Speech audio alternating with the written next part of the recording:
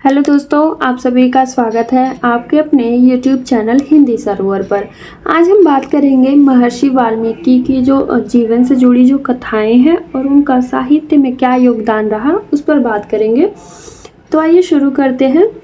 महर्षि वाल्मीकि भारतीय साहित्य के आदि कवि हैं, अर्थात प्रथम या पहले कवि हैं जिसे आदि कवि कहा जाता है, और रामायण के रचयिता हैं जिन्होंने संस्कृत साहित्य में कविता की नींव रखी।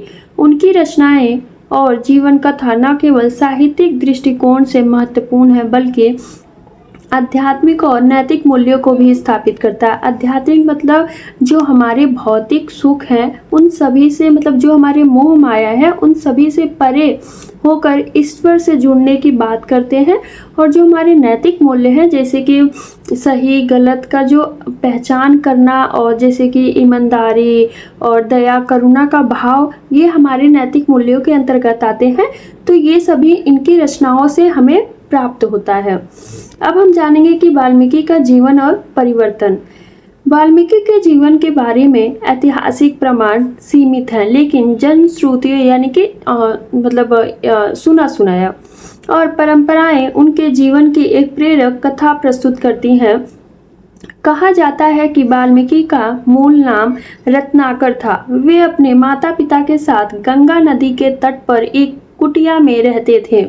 उनके पिता प्रचेत्स एक प्रसिद्ध महर्षि थे। बचपन में रत्नाकर जंगल में भटक गए और एक निसंतान यहाँ पे शिकारी दंपति ने उन्हें गोद ले लिया। मतलब कि जब वो अपने माता पिता के साथ कुटिया में घर बना के जंगल में रहा करते थे, तो वो जंगल में अपने माता पिता से बिछड़ गए और एक शिकारी जो पति पत्नी थे उनके कोई बच्चे नहीं थे। तो यहाँ पे जो रत्नाकर अर्थात जो वाल्मीकि हैं उनको गोद ले लिया।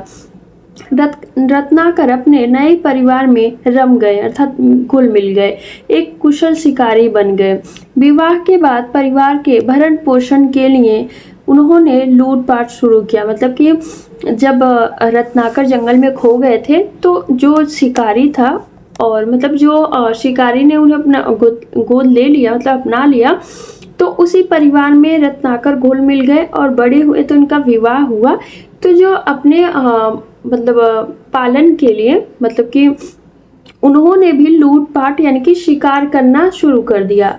आगे है, एक दिन रत्नाकर ने नारद मुनि को लूटने का प्रयास किया। नारद ने शांतिपूर्वक उनसे पूछा कि क्या उनका परिवार उनके पाप का भागी बनेगा। रत्नाकर ने जब यह सवाल अपने परिवार से पूछा तो किसी ने भी उनके पापों में भागीदारी स्वीकार नहीं किया। यह घटना उनके जीवन का महत्वपूर्ण मोड़ थी। नारद के मार्गदर्शन में रत्नाकर ने राम नाम का जाप शुरू किया। शुरुआत में उनके मुख से राम नाम नहीं निकल सका, लेकिन नारद ने उन्हें मरा शब्द बार बार जाप करने को कहा, जो उच्चारण में राम नाम बन गया। मतलब कि यहाँ पे जब नारद जी को वाल्मीकि जब लूटने का प्रयास कर रहे थे तब नारद ने कहा कि जो शिकारी है, जो असहाय है, उन्हें लूट रहे हो, तो इसका जो फल है, इन गलतियों का जो सजा मिलेगा, क्या तुम्हारे परिवार भागीदारी होंगे उसमें। जब ये प्रश्न जाके यहाँ पे जो वाल्मीकि हो अपने घर पूछते हैं, अपने माँ बाप, अपने बच्चे, अपनी पत्नी से, तो सभी इस भागीदारी का हिस्सा नहीं बनते, जिससे इन्हें बड़ा दुख पहुंचता है कि मैं जिसके लिए लूटपाट कर रहा था वो मेरा जो ये काम है उसमें भागीदारी नहीं बन रहा है। तब जाके इन्हें समझ में आता, अपनी गलतियों पे पछतावा होता है। और नारद के मार्गदर्शन यानी कि जब नारद इन्हें राम नाम का जाप करने के लिए कहते हैं, पर शुरुआत में इनके मुख से यानी कि ये राम नहीं बोल पाते हैं, इसलिए नारद इन्हें मरा मरा शब्द बोलने के लिए बार बार कहते हैं और मरा मरा बोलते बोलते इनके मुख से राम निकल जाता है। वर्षों की तपस्या के दौरान उनके शरीर पर दीमकों ने बानबी बना लिया, जिस कारण उन्हें वाल्मीकि अर्थात दीमक की बानबी से निकलने वाला नाम, अंततः ब्रह्मा ने उन्हें आदि कवि का वरदान दिया। मतलब कि जब उनके जो शरीर पे निकल गया था यहाँ पे दीमक, तो इस प्रकार से इन्हें वाल्मीकि कहा गया। और जो ब्रह्मा है उन्होंने इन्हें आदि काव्य मतलब आदि कवि अर्थात प्रथम कवि का उपाधि यहाँ पे प्रदान किया। अब हम जानेंगे कि जो कविता है उसकी उत्पत्ति और श्लोक का जन्म कैसे हुआ। जो आपके पाठ्यक्रम में राम काव्य लगा हुआ है उसी की बात की जा रही है।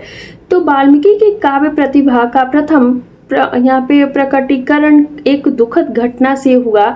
एक दिन उन्होंने देखा कि एक शिकारी मैथुरंत क्रौंच पक्षी अर्थात सारस के जोड़े में एक को मार दिया। यानी कि जो जैसा कि मैंने आपको पहले ही कहा कविता का जो व्याख्या है वो करा चुकी थी। तो एक क्रौंची पक्षी रहते हैं, वो आपस में क्रीड़ा करते हैं। तब एक व्याध अर्थात शिकारी जो नर है, नर पक्षी को मार देता है। इस दृश्य ने उन्हें संवेदनशील हृदय को गहरे तक आहत किया और उनके मुख से सहज एक श्लोक यानी कि करुण श्लोक निकला। जो श्लोक था, मां निषाद प्रतिष्ठा त्वम गम शाश्वती समा यत क्रौंच मिथुना देववधि काम मोहितम। अर्थात हे निषाद, हे शिकारी, तुम्हें कभी सुख शांति न मिले क्योंकि तुमने काम मोहित क्रौंच पक्षी के जोड़े में से एक को मार डाला। यह श्लोक न केवल उनके शोक का प्रकटीकरण है बल्कि संस्कृत काव्य की प्रथम रचना माना जाता है। यह श्लोक अनुष्ठुप छंद में था जो बाद में रामायण का आधार बना। इस घटना ने भारतीय काव्य परंपरा की नींव रखी। जैसा कि आप सभी पहले ही कविता पढ़ चुके हैं कि उसमें जो पक्षी रहता है, नर पक्षी, वो मर जाता है और ये दृश्य देख के जो यहाँ पे वाल्मीकि हैं उन्हें बहुत दुख होता है। तो वो एक श्लोक बोलते हैं, मतलब कि वो श्राप देते हैं, पर वो श्राप एक लय में मतलब छंद बंद होता है और वो श्लोक का रूप धारण कर लेता है। तभी जो हमारा राम काव्य है उसका जो साहित्य है यहीं से शुरू माना जाता है। अब हम इसका निष्कर्ष देखेंगे।